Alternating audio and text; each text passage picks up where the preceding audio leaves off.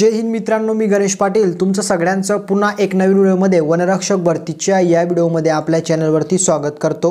तर बघा, वनरक्षक भरतीची डॉक्युमेंट व्हेरिफिकेशनची प्रोसेस सुरू आहे। तर ती आता एक्झॅक्टली मित्रांनो कशा पद्धतीने पार पडते, ज्या विद्यार्थ्यांचं डॉक्युमेंट व्हेरिफिकेशन व्हायचं बाकी त्यांना कोणकोणते डॉक्युमेंट त्या ठिकाणी मित्रांनो घेऊन जावे लागणार आहे आणि त्यांना कोणकोणते त्या ठिकाणी अडचण येणार आहे। मित्रांनो, तुमच्याजवळ जर डॉक्युमेंट नसतील तर मित्रांनो लक्षात घ्या तुम्हाला काय करायचं आहे। आणि महत्त्वाचं म्हणजे तुमच्या डॉक्युमेंट व्हेरिफिकेशनची पूर्ण जी काही मित्रांनो प्रक्रिया आहे, म्हणजे तुमचं काय होणार आहे मित्रांनो त्या ठिकाणी गेल्यानंतर संपूर्ण जी काही प्रोसेस आहे, प्रक्रिया आहे ती डिटेलमध्ये मी तुम्हाला सांगणार आहे।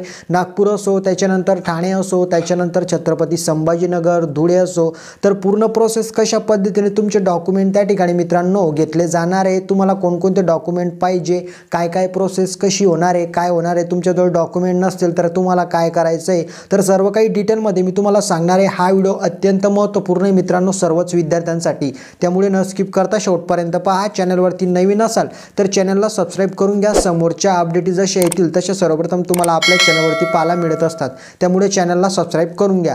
तर व्हिडिओला आपण स्टार्ट करूया।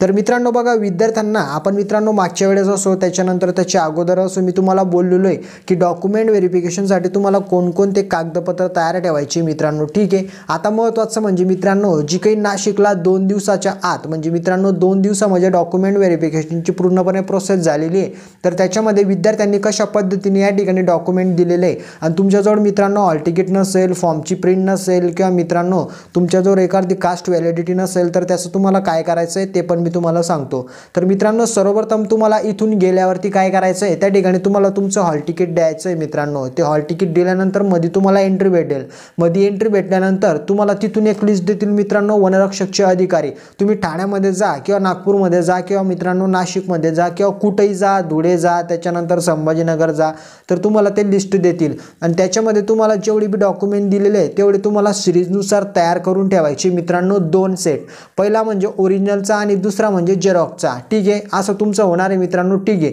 त्याच्यानंतर तुम्हाला जर मित्रांनो समजा तुमच्याजवळ ते हॉल तिकीट प्रवेशपत्र नसेल तर मित्रांनो त्या ठिकाणी ते PDF मागतील, तर ती PDF तुम्हाला द्यायची आहे। तुमच्याजवळ नसेल मित्रांनो, म्हणजे त्या ठिकाणी तुम्हाला जर PDF तुमच्याजवळ नसेल तर तिथं मित्रांनो तेवढी फॅसिलिटीज आहे की तुम्हाला ते जेरॉक्स काढून देतील मित्रांनो। ते विद्यार्थ्यांना डायरेक्टली हे कागदपत्र नाही ते अपात्र करत नाही मित्रांनो, ते कोऑपरेटिव्ह करताय चांगल्या पद्धतीने मित्रांनो डॉक्युमेंट व्हेरिफिकेशन होत आहे। असं नाही की कागदपत्र नाही आहे म्हणून तू अपात्र झाला आणि तू बाद झाला, अशातला कार्यक्रम नाही आहे। अतिशय चांगल्या पद्धतीने प्रोसेस पार पडते मित्रांनो। याच्यानंतर महत्त्वाचं म्हणजे मित्रांनो तुम्ही मध्ये गेले, तुम्हाला त्या ठिकाणी लिस्ट दिली, तुम्ही डॉक्युमेंटचे 2 सेट तयार केले, एक ओरिजिनल आणि एक मित्रांनो जेरॉक्सचा।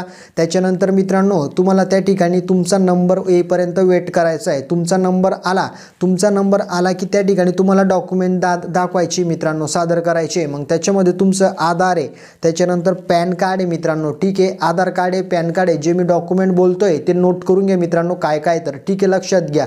आधार कार्ड, पॅन कार्ड, त्याच्यानंतर हॉल तिकीटची प्रिंटआउट तुम्हाला ते देतील किंवा तुमच्याजवळ असेल तर ती चालेल, ठीक आहे लक्षात घ्या। त्याच्यानंतर 2 पासवर्ड फोटो, त्याच्यानंतर 10वीचं मार्कशीट आणि 12वीचं मार्कशीट, त्याच्यानंतर 10वीचं बोर्ड सर्टिफिकेट आणि 12वीचं बोर्ड सर्टिफिकेट लागेल। त्याच्यानंतर मित्रांनो कास्ट तुम्हाला लागेल मित्रांनो, कास्ट लागेल कंपल्सरी विद्यार्थ्यांना जे कॅटेगरीमध्ये बसतात त्यांच्यासाठी। त्याच्यानंतर मित्रांनो कास्ट व्हॅलिडिटी आता भरपूर विद्यार्थ्यांनी काढलेली नाही मित्रांनो, आणि ज्यांनी काढलेली त्यांनी द्यायची आहे, नसेल तर राहू द्या, काही अडचण येणार नाही मित्रांनो, परंतु वेळ असेल तर काढून घ्या जा, ठीक आहे लक्षात घ्या। असं नाही की कंपल्सरी आहे। त्याच्यानंतर फिटनेस सर्टिफिकेट आता लागत नाही मित्रांनो, लक्षात घ्या। फिटनेस सर्टिफिकेट तुम्हाला नंतर लागेल, ज्यावेळेस तुम्हाला ग्राउंडसाठी बोलवलं जाईल त्यावेळेस मित्रांनो। फिटनेस सर्टिफिकेट आता चेक करत नाही आहे, कारण मित्रांनो सिव्हिल हॉस्पिटलमध्ये ते देतच नाही मित्रांनो, त्याच्यामुळे ते आता तुमच्याकडनं घेतलं जाणार नाही आहे। आणि मित्रांनो ते काढून घ्या, समोरच्या प्रोसेसमध्ये लागतंय। नाशिकला तर काही लागलेलं नाही आहे, नागपूरचं बाकी, त्याच्यानंतर संभाजीनगरचं बाकी, धुळेचं बाकी आणि ठाण्याचं बाकी आहे, तिथं लागू शकतं, त्यामुळे काढून घ्या मित्रांनो। नाशिकला लागलेलं नाही आहे, ठीक आहे लक्षात घ्या।